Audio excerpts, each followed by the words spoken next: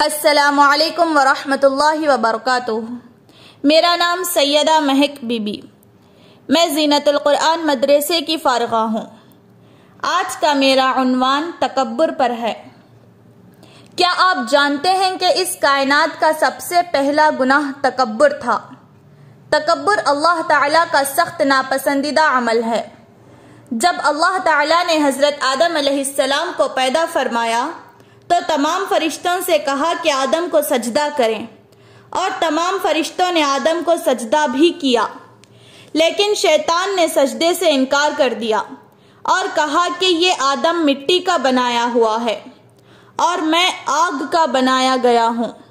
یہ کہہ کر اس نے سجدے سے صاف انکار کر دیا، تو اللہ تعالیٰ نے اس کو صرف تکبر کرنے پر ہمیشہ کے لیے مردود بنا دیا۔ حالانکہ شیطان بہت بڑا علم والا اور عبادت گزار تھا۔ ہم لوگ سمجھتے ہیں کہ تکبر صرف مال پر ہوتا ہے یا مالدار لوگ کرتے ہیں، لیکن ایسا نہیں ہے۔ علماء نے لکھا ہے کہ تکبر کے 8 سبب ہوتے ہیں، 8 reasons of تکبر۔ پہلا ریزن ہے علم۔ جب بندہ علم سیکھ لیتا ہے تو اسے باقی لوگ جاہل لگنے لگتے ہیں۔ ایک بڑی پیاری روایت ہے کہ من قال انا عالم فہو جاہل، جس نے کہا کہ میں عالم ہوں وہی جاہل ہے۔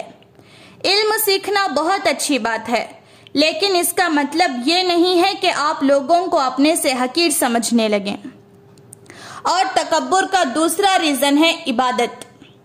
پہلے تو شیطان بندے کو عبادت کرنے سے روکتا ہے، اور جب بندہ عبادت کر لیتا ہے تو اسے تکبر میں مبتلا کرتا ہے اور باقی لوگ اسے حقیر لگنے لگتے ہیں۔ آپ کے پاس ایسا کوئی رائٹ نہیں ہے کہ آپ لوگوں کو اپنے سے کمتر سمجھیں۔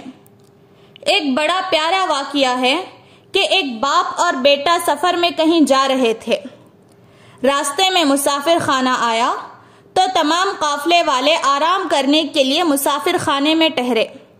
تہجد کا وقت ہوا تو باپ بیٹے نے اٹھ کر نماز تہجد ادا کی۔ پھر بیٹا اپنے باپ سے کہنے لگا کہ ابا یہ کیسے لوگ ہیں، کوئی بھی تہجد کے لیے نہیں اٹھا، سب سو رہے ہیں۔ تو باپ نے اپنے بیٹے سے کہا کہ تم نماز پڑھ کر لوگوں کو اپنے سے حقیر سمجھنے سے بہتر تھا کہ تم نماز تہجد کے لیے ہی نہ اٹھتے۔ ہمیشہ ایک بات یاد رکھیں کہ جب آپ عبادت کرتے ہیں تو آپ کو یہ اللہ کی دی ہوئی توفیق ہوتی ہے جو اللہ آپ سے کبھی بھی چھین سکتا ہے۔ اس پر کبھی بھی آپ لوگوں کو اپنے سے کمتر نہ سمجھیں۔ تکبر کرنے کا تیسرا سبب ہے مال۔ جب انسان کے پاس پیسہ آتا ہے تو اسے غریب لوگ اچھے نہیں لگتے۔ اس کو لگتا ہے میں نے کمایا ہے، میں نے اپنا یہ مقام بنایا ہے۔ ہمیشہ یاد رکھیں، جو بھی دیا ہے وہ رب نے دیا ہے، وہ جب چاہے واپس لے سکتا ہے۔ زکوٰۃ دینے والوں کو زکوٰۃ لینے والا بننے میں وقت نہیں لگتا۔ چوتھے نمبر پر آتا ہے حسب و نسب۔ میرا بڑا خاندان ہے، میں فلاں خاندان سے ہوں۔ جانتے ہو جب میرے پیارے آقا صلی اللہ علیہ وسلم نے حجۃ الوداع کے موقع پر جو تاریخی خطبہ کہا تھا، اس وقت یہ شاندار اعلان فرمایا تھا کہ اسلام آیا ہی اس لیے ہے کہ حسب و نسب کا تکبر نہ رہے۔ کوئی قبیلہ کسی قبیلے سے افضل نہیں ہے۔ اللہ کی بارگاہ میں مقرب وہی ہے جو زیادہ تقوی والا ہے۔ تکبر کا 5واں ریزن ہے عہدہ۔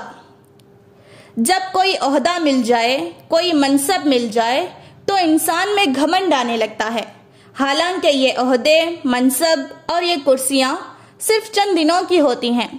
اور تکبر کا 6واں سبب ہے کامیابیاں۔